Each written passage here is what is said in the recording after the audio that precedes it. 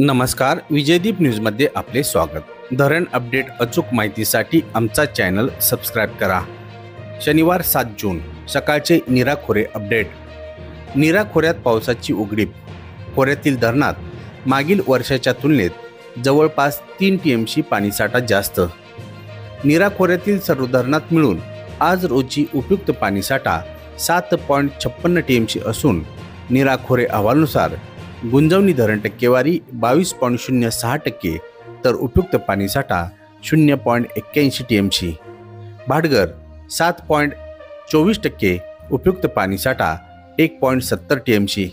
नीरा देवघर 9.61%, उपयुक्त पाणीसाठा 1.13 टीएमसी तर वीर 41.65%, उपयुक्त पाणीसाठा 3.92 टीएमसी आहे।